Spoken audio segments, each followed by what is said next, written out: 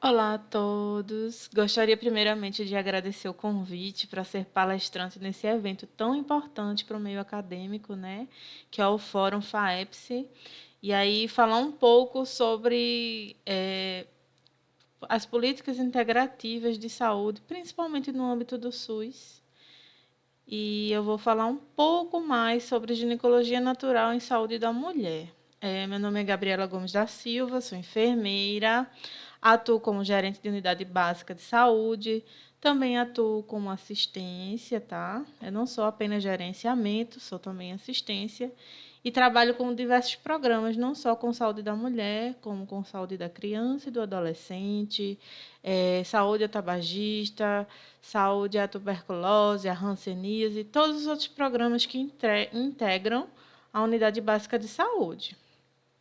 Além disso, sou especialista, né, em atenção primária básica, com ênfase em saúde da família. Sou pós-graduanda em saúde da mulher, preceptora de educação em saúde, gestora em saúde, fitoterapia e sou revisora de periódicos científicos, como a revista de fisioterapia. Vou falar sobre ginecologia natural em saúde da mulher. O que é isso? Que assunto é esse? Vamos lá. O que é a ginecologia natural? A ginecologia natural, ela tem esses toques de sabedoria ancestral e primitiva, ou seja, ela vem da antiguidade, passa por diversos séculos e volta atualmente com muita relevância, né? Ela retornou com o Manual de Introdução à Ginecologia Natural, da autora Pabla Pérez San Martín, em 2015. Essa autora ela fez um livro muito interessante, que vai abordar a ginecologia, né, como se fosse um manual autoexplicativo para as mulheres, para que elas possam, aos poucos, integralizar em si o que é ser mulher e como entender do seu próprio corpo. A ginecologia natural, ela não é uma nova integração, ela é um movimento de autoconhecimento, de diferenciação, de aprendizado, né? A terapia holística, ela tem um olhar, ela busca olhar o corpo feminino diferente da medicina convencional, que é apenas tratar patologia e tratamento. A gente vai sair dessa fase, dessa linha, para um novo reconectar, né? A gente vai atender a mulher em sua complexidade física, emocional, energética e mental. Veja só como modifica. De você tratar apenas uma patologia, né, uma queixa da mulher, para tratar ela como um todo, integralizar a assistência, né? A ideia é tratar não só a paciente, não apenas a doença, né? A gente vai entender e criar propostas que vão de encontro à valorização desse autocuidado da mulher e o amor próprio dela mesma colocado em cada fase. Uma das principais vantagens da ginecologia natural é a ênfase da prevenção e do fortalecimento do nosso corpo, de ser como mulher, de fortalecer a mente, de fortalecer o corpo, em vez de tratar apenas os sintomas, né? Essa abordagem ela vai procurar aprender a identificar as causas que estejam subjacentes das condições de saúde. Vai encorajar os hábitos saudáveis, como a alimentação equilibrada, prática de exercícios e principalmente gerenciamento do estresse, que nos nossos tempos atuais, a gente sabe que a mulher ela é multifacetária, ela desempenha diversos papéis na sociedade. Por exemplo, é mulher, é mãe, trabalhadora, ela gerencia o dia inteiro diversas coisas ao mesmo tempo. Logo, como é que podemos praticar a ginecologia natural? Como é que podemos inseri-la no nosso âmbito do SUS, né? Para a ginecologia natural ser aplicada ao SUS, é necessário que, primeiro, vamos entrar com nossos programas importantíssimos de humanização à prática de saúde, a escuta qualificada e o acolhimento.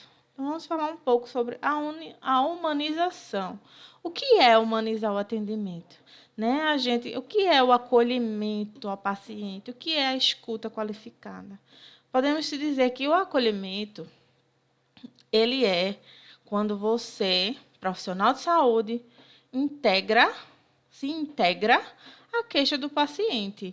Ele vai vir com a queixa, vai falar sobre tudo o que está acontecendo com ele, pode fazer uma linha do tempo, e aí você, como profissional de saúde, deve realizar a escuta qualificada, ou seja, não interromper o paciente, não menosprezar a queixa do paciente, tentar sim, junto com ele, refazer essa linha do tempo dos acontecimentos, humanizar seu atendimento, né? Porque o que é que acontece no SUS? A gente acaba tendo um pouco mais de pressa para poder realizar diversos atendimentos, muitas vezes pautado em bater metas, em atender o mais rápido possível para dar conta de outros serviços. Então, se a gente para e acolhe essa queixa, acolhe essa mulher que veio para você, o nosso atendimento ele passa a ser muito qualitativo. E aí, a chance de que você tenha sucesso no tratamento dessa mulher e na volta para uma UBS, por exemplo, porque UBS, a gente sabe que o cuidado ele é longitudinal. Então, se eu acolho a mulher bem, se ela vem para mim com uma queixa, e aí eu apoio ela, eu explico o que ela sente, eu explico o que pode estar associado, eu entendo, me preocupo, né?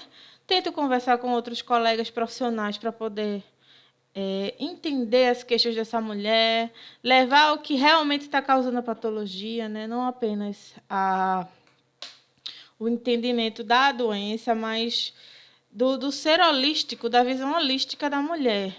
Tenho certeza que essa mulher, ela não só apenas vai voltar à sua unidade básica de saúde, como ela vai trazer vizinhos, vai trazer pessoas que moram na área de escrita, referenciar você como um bom profissional. Então, a importância do acolhimento, da escuta qualificada e da humanização no atendimento ao SUS é gigantesca. É gigantesca, né?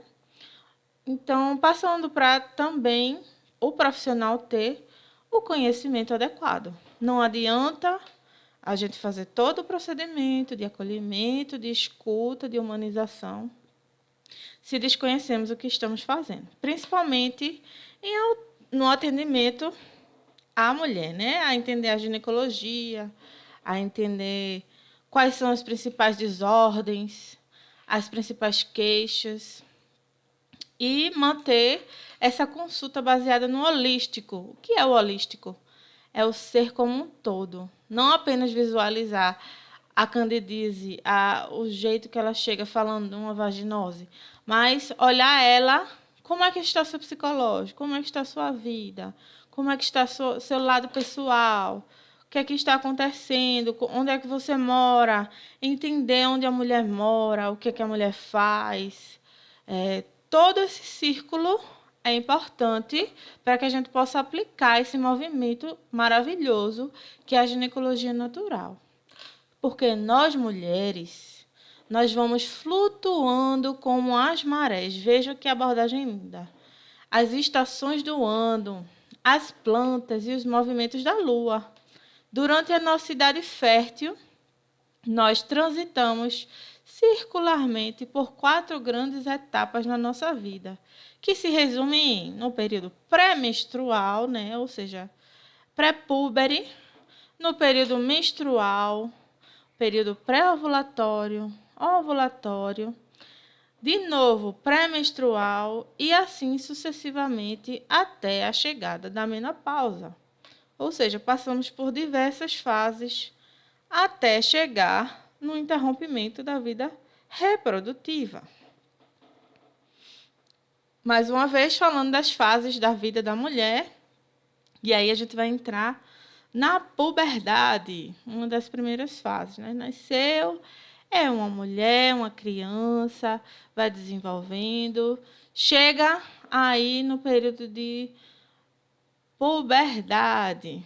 O que é isso? É um período, né, de transição da vida da infância da mulher para o início da vida adulta, ou seja, período de pré-adolescência para adolescência.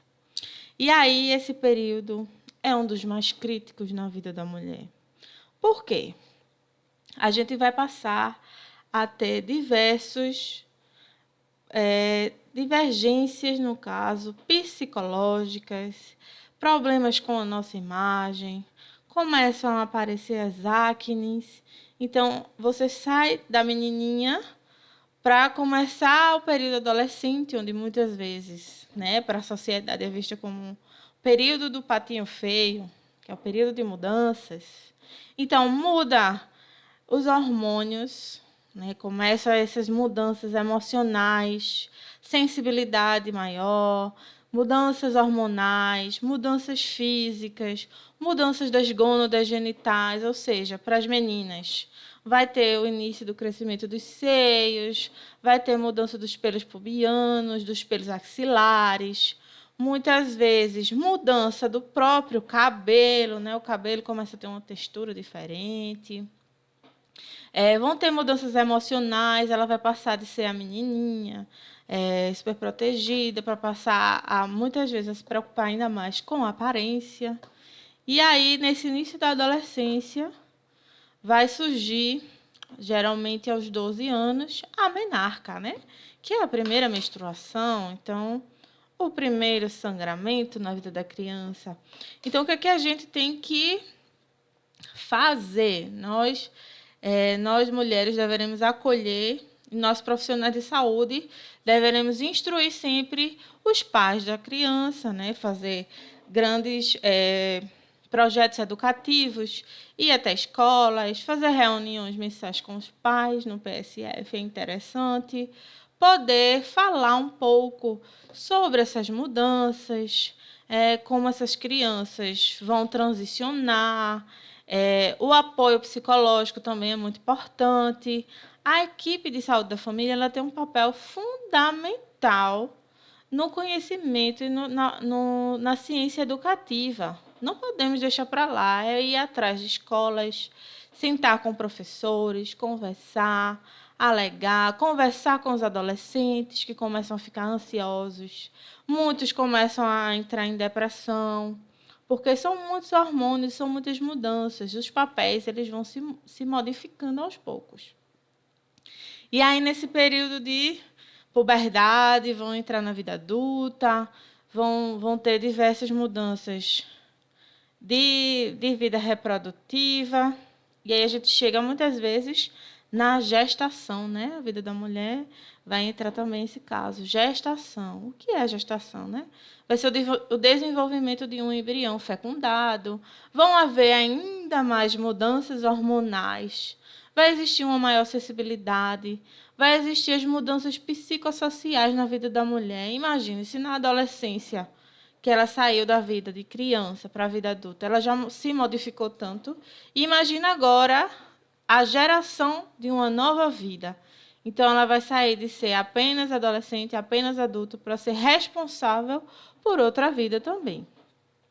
Na gestação, vamos mudando, e aí vai surgir o climatério, né? Que aí é uma fase mais delicada, mas é uma transição natural da vida da mulher. Ela vai iniciar o fim da fase reprodutiva, e aí vem os famosos fogachos, ou seja, aquelas ondas de calor insuportáveis que muitas mulheres chegam nas UBS, por exemplo, nas consultas de saúde da mulher, reclamando, né? Eu não aguento de tantas ondas de calor, minha menstruação está falhando. Então, a gente começa a dar início aí ao climatério, que é por cerca de 37, 38, 39 anos, tá? Passando da fase do climatério, chegamos finalmente à menopausa. A menopausa, ela vai marcar o fim definitivo da menstruação, da vida reprodutiva, ou seja, ela vai aí em volta dos 40, 45 anos, começam-se a diminuir o estrogênio e a progesterona, que são dois hormônios fundamentais para a vida reprodutiva da mulher. Ela vai começar a ter diversas queixas, tanto pela essa diminuição de estrogênio e de progesterona, e aí vai começar o ressecamento vaginal, vai começar a atrofia do cólon, vai começar as mudanças de humor e as alterações de sono, tudo isso por conta da modificação hormonal na vida dessas mulheres. Vamos lá. Falando em vantagens biológicas, né, falando de vida da mulher, ao longo da vida, ela vai se adaptar às condições de envelhecimento e acaba ultrapassando o homem, né, em determinantes fisiológicos, que se explicam a longa resistência do organismo feminino. Então, temos aí os ciclos hormonais, que são importantes transformações ligadas à fertilidade. Por exemplo, vamos lá destrinchar. Entre os 8 e os 14 anos, os nossos ovários, né, eles vão aumentar a produção dos hormônios sexuais e aí vão determinar modificações fisiológicas que se completam.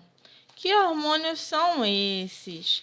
São o hormônio do folículo estimulante, que é o FSH, o hormônio luteinizante, que é o LH, o estrogênio e a progesterona, que são importantíssimos para a vida da mulher.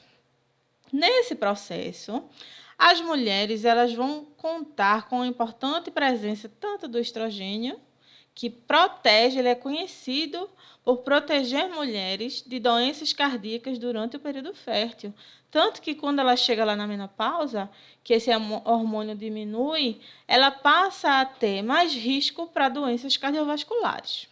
Aos 45 anos, a mulher ela vai ocorrer o processo oposto, né? Vai reduzir aí tanto o estrogênio quanto a progesterona e vai marcar a transição do período reprodutivo para o não reprodutivo. A perda sanguínea durante a menstruação também reduz a quantidade de ferro no organismo. Então, quando ela está lá no período menstrual, vai aumentar um pouco essa perda de ferro. E aí a alta quantidade do ferro, ele envolve diversos processos oxidativos. Acaba que a perda mensal e natural dele evitam esse problema de perdas oxidativas. E aí pode evitar que essa mulher tenha uma anemia. Por isso é tão importante que a alimentação da mulher contenha altas doses de produtos naturais que contenham ferro, certo? Como leguminosas, folhagens de verde escuras. E aí a gente vai chegar na menopausa. O que é a menopausa, né? É o bem-estar feminino, ele vai depender do equilíbrio de duas forças evolutivas. Uma, o impulso constante para passar adiante os genes e reproduzir o máximo possível. Duas, a necessidade de se manter saudável o suficiente para criar tantos filhos quanto seja possível. Então, a menopausa, segundo Thomas Perls, que é da Escola de Medicina de Harvard, né, diz que é capaz de traçar uma linha divisória, pois protege as mais velhas dos riscos de terem filhos em idade muito avançada, ou seja, uma gestação geriatra, né? Gestação a partir dos 35 anos, ela já é considerada gestação de alto risco. Então, a menopausa ela vai proteger essa mulher lá na frente, que tem 45 anos, de ter uma gestação que envolve diversos riscos para a mulher, inclusive pode levá-la a ter patologias hipertensivas na gestação, como eclâmpsia, pré-eclâmpsia, e aí levar essa mulher até a óbito. E vai permitir que elas vivam o suficiente para cuidar de filhos e netos. Vamos lá falar mais um pouquinho do nosso ciclo menstrual, né? Como mulher.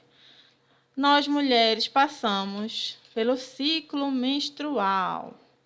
E aí a gente tem aqui um ciclo, geralmente comum, de 28 dias. Lembrando que cada ser é único e cada mulher pode ter aí uma média mensal de 28 a 32 dias, geralmente, de ciclo, tá? Então, não vai fugir a regra se o seu ciclo for um pouquinho maior, que 28 dias. Porém, passou dos 35 dias, investigar para ver se você não tem ovários policísticos, se não tem nenhuma desordem que esteja impedindo o seu ciclo de ser natural, certo? E aí vão ter as mudanças basais de temperatura, né, como 36,7 graus, perdão. Vão ter os níveis hormonais, essa mudança aqui. Dia 1, por exemplo, nós temos o FSH, que é o hormônio sexual, que estimula o amadurecimento do folículo ovariano. Ele também estimula a secreção do estrogênio, tá? E aí temos aqui, primeiro dia da fase folicular, a mudança do FSH, e aí com o tempo vai aumentando aqui o LH, por exemplo, no meio do ciclo, né, nos 14 dias. Quem é esse LH, né? O LH, que é o hormônio luteinizante, ele vai ser responsável pela ovulação da mulher. Inibe a secreção do estrogênio e estimula a secreção da progesterona, ou seja, ele vai ajudar aqui, ó, a romper o nosso óvulo para liberar, a romper o nosso ovócito para liberar o nosso óvulo, certo? Para que haja fecundação. E aí a gente vê aqui na fase proliferativa o endométrio se organizando para receber o óvulo fecundado. Não recebi o óvulo fecundado, o que é que vai acontecer? Menstruação. Ele vai se desfazer para reiniciar o nosso ciclo, certo? Ou seja, nosso ciclo é dividido em dois, fase folicular e fase luteinica. Vamos lá. O que é o estrogênio, né? E o que é a progesterona? O estrogênio ele é produzido nos nossos ovários, nas glândulas adrenais e nas células de gordura. Contribui para uma bela função cognitiva, saúde dos ossos e do coração. Ele aumenta a motilidade do nosso intestino e o peristaltismo. O que é a progesterona? Ela também é produzida nos ovários, nas glândulas adrenais e na placenta. Mantém o revestimento do nosso endométrio. Nosso endométrio aqui maravilhoso, né? E aí, os níveis de sangue, de açúcar no sangue vão ser reduzidos ou não, e vai ajudar a proteger contra o câncer de mama e de colo de útero. Também diminui a motilidade do intestino e o peristaltismo. Uma informação muito importante sobre aqui a progesterona. Se ela tiver muito baixa, se a mulher tiver uma alimentação desregular, esses níveis de açúcar no sangue, eles podem aumentar, certo? E aí ela vai entrar numa condição de pré-diabetes, geralmente. E também pode ajudar o desenvolvimento de ovários policísticos. Ou seja, no futuro a mulher pode desenvolver a síndrome do ovário policístico. Por isso é tão importante que a gente mantenha uma alimentação saudável, certo? Vamos lá. Durante esse tempo do ciclo menstrual, nós vamos ter a percepção da fertilidade através do muco cervical. Então, no dia 1 do nosso ciclo lá menstrual, até o dia 14, nosso muco ele vai estar um pouco seco, denso e não pegajoso, ou seja, estamos no período não fértil. Estamos na fase de proliferativa, de organização. E aí, chegou no dia 14, vamos começar a ter um período de muco opaco e flexível, ou seja, um período semifértil. Lembrando que o dia fértil é apenas um no mês. A gente tem uma abertura, uma janela, né, de 2 a 3 dias, mas o dia fértil é apenas um. E aí esse muco ele vai ficar opaco e flexível. Logo após dia fértil, esse muco ele vai parecer um pouco aquoso, flexível e muito semelhante à clara do ovo, ou seja, estamos num período muito fértil. Aí aqui temos a percepção da fertilidade pelo muco, e são mucos naturais, não precisa se preocupar. Não tem mau cheiro, Apenas mudanças durante essa fase aqui de ciclo, tá? Dia 1 ao dia 28. O que acontece no nosso corpo em cada fase, né? Na fase 1, do dia 1º ao dia 4, vamos ter aí um desempenho ruim, mais fraco, uma fadiga, cansaço, cólicas e menores disposição. As recomendações são atividades recreativas que façam bem à mulher, que você goste de executar, regenerativas e leves. E a gente vai evitar aí um pouco competir, muitos treinos de ritmo, muitos treinos intensos e de força. Na fase 2, que é do 5º ao 11º dia, nós mulheres vamos ter o quê? Mais energia, mais foco, mais confiança, um maior consumo de gordura. Então, as práticas elas têm que ser intensas, práticas com exercícios de força, de velocidade e de resistência. O que vamos evitar? Treinos leves, porque essa é a hora que seu corpo quer gastar mais, ele tem mais energia, tem mais resposta. Vamos aproveitar, né? E aí vamos ter a fase 3, que é do 12º ao 12º dia, ao 22º dia, perdão. E aí a gente vai ter bons rendimentos e resultados, mas pouca evolução. Então, os treinos eles têm que ser linear e moderados. E aí a gente vai evitar focar em treinos competitivos para analisar as evoluções. E na fase 4, é do 23º dia ao 28º, volta aí para os exercícios mais leves, porque temos um pouco de inchaço, temos fraqueza, vamos ficar meio irritadas, a concentração ela vai ser diminuída sim. E vamos fazer então esses treinos um pouco mais leves de flexibilidade para estimular a produção da serotonina e diminuir esses sintomas. Evitar os treinos muito intensos de tiros e exercícios de muita força. Então, a menstruação para a sociedade ela é vista como algo dolorosa, como algo incômoda, algo sujo, e a gente tem que quebrar esse paradigma. Inclusive, ela é catalogada muitas vezes como selvagem, digna de ser controlada e patologizada por conta do ritmo explorador da vida nas civilizações modernas. E aí eu boto uma imagem aqui, né, que é a mulher de tensão pré-menstrual, aquele períodozinho que precede a menstruação. Vai ter nervosismo, vai ter raiva, mau humor, agitação, dores de cabeça. Ficamos um pouco mais agressivas, às vezes deprimidas, tudo vai depender da mulher, né? Vai ter mais cansaço, sonolência, dores, palpitações, vai vir a acne, vai diminuir a autoestima da mulher, dores nas mamas, dores nas costas, hipersensibilidade, enjoo, desconfortos abdominais, instabilidade emocional. Então, são muitos sintomas durante essa mudança de ciclo.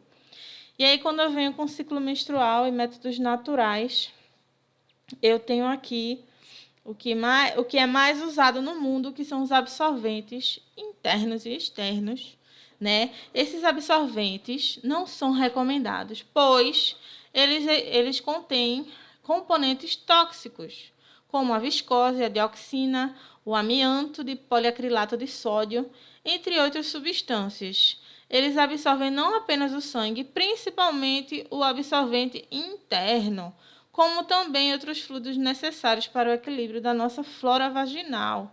E aí começa o acúmulo de restos químicos. Imagine a quantidade de componentes tóxicos que, ao longo dos anos, se uma mulher, por exemplo, ela começa a usar absorvente interno aos 11 anos e vai até os 45, imagina a longo prazo o quanto desses componentes estamos acumulando, fazendo mal ao nosso organismo, né? E aí podemos desenvolver a síndrome do choque tóxico, que é uma infecção vaginal que pode provocar febre, dores musculares, fadigas e, em alguns casos, até a morte, e se dá pelo uso prolongado desse tipo de absorvente. Os absorventes internos, que contêm diversos componentes tóxicos. E aí, Gabriela, o que é que a gente pode fazer? Começar a utilizar métodos naturais, como hoje em dia nós temos os coletores menstruais. São feitos de silicone cirúrgico, tá? Não fazem mal. Você vai inserir e aí você vai coletar toda a sua menstruação, vai notar que sua menstruação ela não tem mau cheiro, e aí os coletores você faz a retirada, descarta o sangue menstrual, higieniza bem, faz o procedimento de colocar na água fervente para poder inserir novamente. Quem não quer se arriscar com os coletores, inicia a calcinha absorvente, né? A gente compra aí cerca de 2 a 3 calcinhas e absorve muito bem. Não contém nenhum componente tóxico, né? Porque elas são 3 tecidos bem absorventes. E aí você vai lavando durante o uso do ciclo. Ou podemos usar também os absorventes ecológicos, que têm o mesmo sentido da calcinha absorvente, né? Elas não vão passar seu fluxo menstrual. São utilizadas camadas super fininhas e inteligentes, capazes de absorver todo esse fluxo. E o coletor é uma espécie de copinho indicado exclusivamente para coletar o sangue da sua menstruação. Durante esse período, nós podemos usar métodos naturais para acabar com aqueles sintomas, né, de irritabilidade, de dor, de cansaço, de fadiga. E aí, quais são as plantas recomendadas? Né? Eu tenho aqui o alecrim, muito comum. Ele é anti-inflamatório e possui ação cicatrizante. Ele vai aliviar ali sua tensão pré-menstrual e crises de enxaqueca. E a gente recomenda o chá por infusão. Temos também a camomila, né? Ela vai ser analgésica e anti-inflamatória. Tem efeito relaxante e calmante. Ela vai acabar ali com as tuas cólicas menstruais, com a tua insônia também no mesmo período. E recomendo o chá por decocção. Qual a diferença? A infusão, vamos utilizar as ervas, deixar no mínimo 3 minutos. Decocção, vamos ferver as ervas durante 3 a 4 minutos, tá? Podemos usar também a lavanda, né, que ela é analgésica, relaxante e calmante, inclusive tem um óleo essencial de lavanda. Ela vai reduzir as dores também no período menstrual. Ela pode ser usada tanto o óleo essencial como o chá por decocção. E essa plantinha maravilhosa, que é o gengibre. Ele tem ação anti-inflamatória e analgésica. Ele evita as náuseas e os vômitos no período pré-menstrual, também anti-inflamatório. Recomendado o chá por decocção e a utilização do tempero na alimentação, né? Vamos lá falar um pouco de desordens ginecológicas que são possíveis de tratamento natural. E aqui eu trouxe para a gente 3 desordens principais, né, na saúde da mulher, que é a candidíase, a gardnerella e a tricomaníase. Vamos lá. Secreções, quando não são comuns. O que é um corrimento vaginal, né? Ela é uma secreção que pode ser normal ou não da mulher. Aumenta sempre 15 dias após a menstruação, é maior na gestação e é nulo antes da primeira menstruação até a menopausa. Quando é que esse corrimento não é normal? A cor e o volume eles vão ficar alterados. Haverá mau cheiro, ardor e coceira na vulva feminina. Então, vamos falar por cores. O que a cor pode indicar? Se o teu corrimento ele for um pouco marrom ou de cor de sangue escuro, pode ser que esse ciclo menstrual esteja tanto irregular ou pode ser sugestivo de câncer de colo do útero. Então, esse sangramento, esse corrimento, né, ele vai modificar e vai provocar dores abdominais. Se ele for amarelo, esverdeado ou acinzentado, pode ser uma doença sexualmente transmissível por parasita, como a tricomaníase. Tricomaníase, amarelo, esverdeado, acinzentado. Provoca dor, desconforto na relação, coceira, bolhas e mau cheiro. Se ele for branco, esverdeado, semelhante a leite talhado, ele vai indicar infecção vaginal por fungos. Que aí a gente fala um pouco da irritação intensa, dor durante o sexo e ao urinar. E aí esse corrimento pode estar associado aqui à candidíase. Tá vendo o aspecto de leite talhado. E aí vem o amarelado, né, que pode indicar a gonorreia. Ele vai provocar 2 sangramentos ao urinar. Pode ser um corrimento rosa, que aí vai ser o revestimento interno do útero, eliminado geralmente pós-parto, não a dor. E o corrimento amarelo acinzentado, que ele vai estar relacionado também a alguma infecção por bactérias, né? Vai provocar coceira ou ardência, vermelhidão e inchaço da vulva e mau cheiro, que a gente fala aqui da Gardnerella. Quais são as possíveis causas? Falta de higiene, doenças adquiridas por relação sexual, desequilíbrio natural da vagina contra as bactérias, uso de perfumes, de produtos que contenham muito cheiro, duchas vaginais e uso de roupas íntimas apertadas que não sejam de algodão. Quais são os fatores de risco? O uso prolongado de antibiótico, resistência, baixa resistência ao corpo, ou seja, imunidade baixa, sexo sem proteção, uso de contraceptivos, diabetes não controlada e também a menopausa. Podemos diagnosticar como, Gabriela? Pela análise do corrimento vaginal, a amostra do corrimento para análise em um laboratório, né? Um dos métodos mais comuns de identificação é a realização do citopatológico, que é recomendado de faixa etária de 25 a 64 anos, tá? E aí vem os tratamentos convencionais, né? Pode ser utilizadas pomadas em gel ou comprimidos vaginais, medicação via oral e a fitoterapia, claro. E aí essas medicações que são utilizadas, geralmente é o metronidazol gel vaginal ou comprimido. Temos também a nistatina, nitrato de miconazol e o clotrimazol. São os mais comuns medicamentosos que fazemos uso, tá? E aqui vamos falar um pouco das vulvovaginites. Quem é a candidíase? Quem é seu agente? Quem é a cândida? Quais são os sintomas? Prurido, corrimento grumoso, diminui esse pH, deixa um pouco mais ácido, né, o pH da vagina, 4,5. Na microscopia aparecem as pseudohifas. O teste da amina é negativo, o tratamento medicamentoso fluconazol. Tricomonias e inflamação, corrimento, ele é amarelado. O pH é maior que 4,5, ele é um protozoário. Teste da amina ele vai ser positivo, ou seja, vai ter um odor de peixe podre.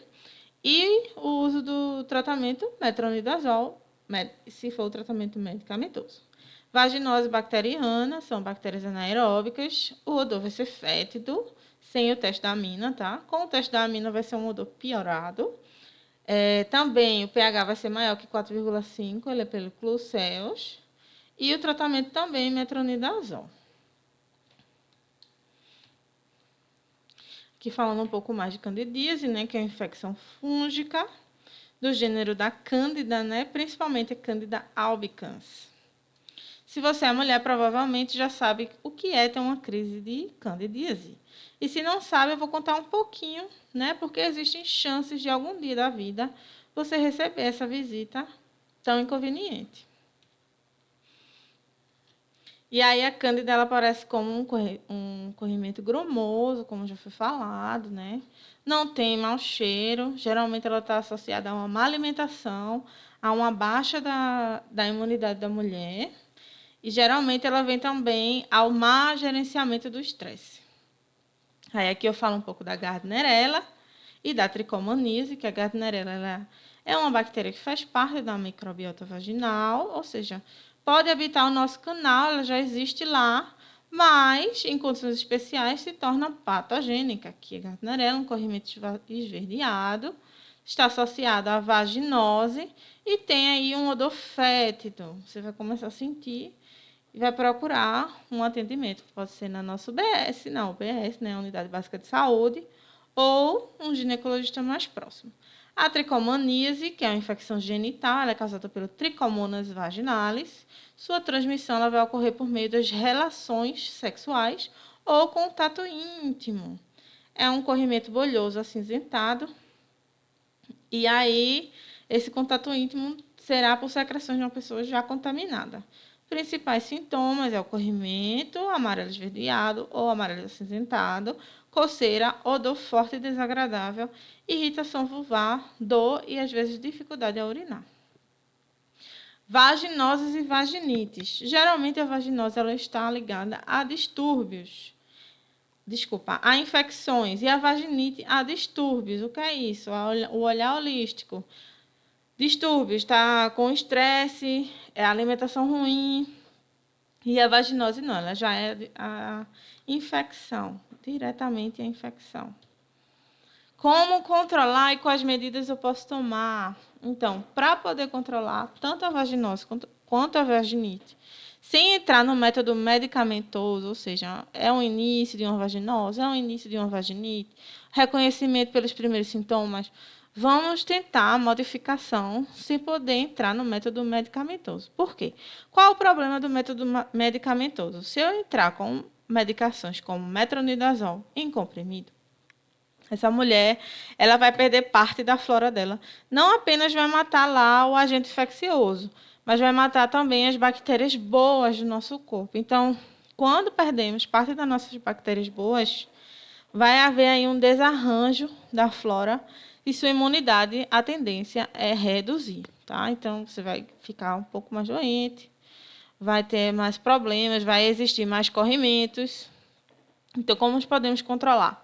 Com alimentação, ou seja, evitar quem tem candidíase e gardnerella, evitar consumo excessivo de leite, trigo e açúcar, pois eles alteram a microbiota intestinal. Vamos aí reduzir a quantidade de doces. As pessoas vão começar a cuidar melhor da sua saúde, que vai reduzir os processos inflamatórios, vai melhorar a sua imunidade e reduzir a recorrência da candidíase e da gardnerella.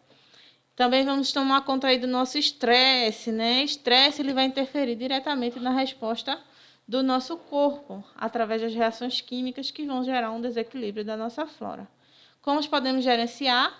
Com atendimento psicológico, práticas de exercícios físicos, usos de chás com efeito calmante e ter uma excelente rotina de sono, que muda, sim, a imunologia da mulher. Ter uma mente saudável é tão importante quanto ter um corpo saudável. E aí vamos falar um pouco também do desequilíbrio intestinal, né? Que ele vai ser o principal reservatório do fungo, que é o intestino, por incrível que pareça, não é a vagina, do fungo Candida albicans, mas também eles colonizam nossa região perianal, ou seja, também fazem parte da nossa vagina. No desequilíbrio, a gente vai ter recorrência, né? Essa candidíase de recorrência, ou a gardnerella de recorrência também. Ou seja, para manter uma flora saudável, recomenda-se o uso de probióticos, que podem ser tanto naturais quanto sintéticos. E aqui a gente tem um pouco dos alimentos que são probióticos, como iogurte, kombucha, picles naturais, tá?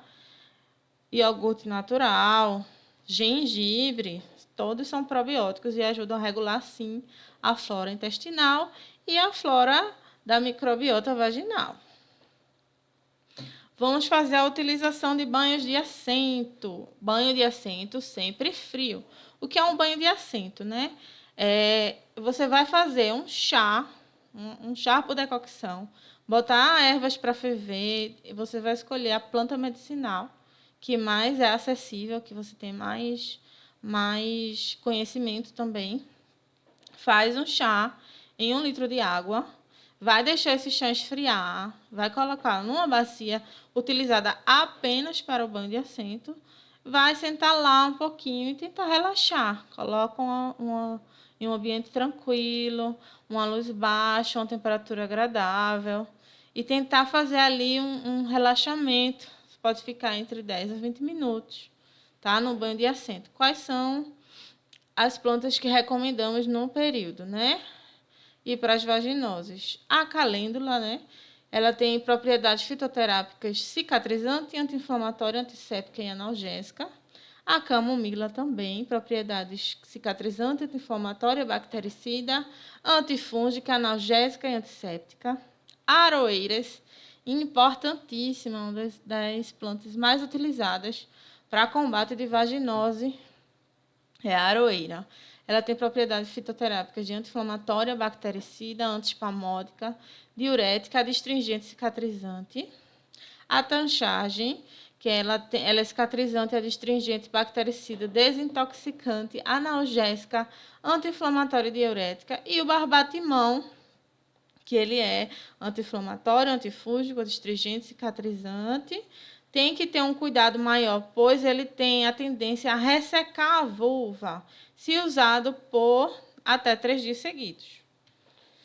Também existem os óleos essenciais, com potencial contra o biofilme na vaginose bacteriana.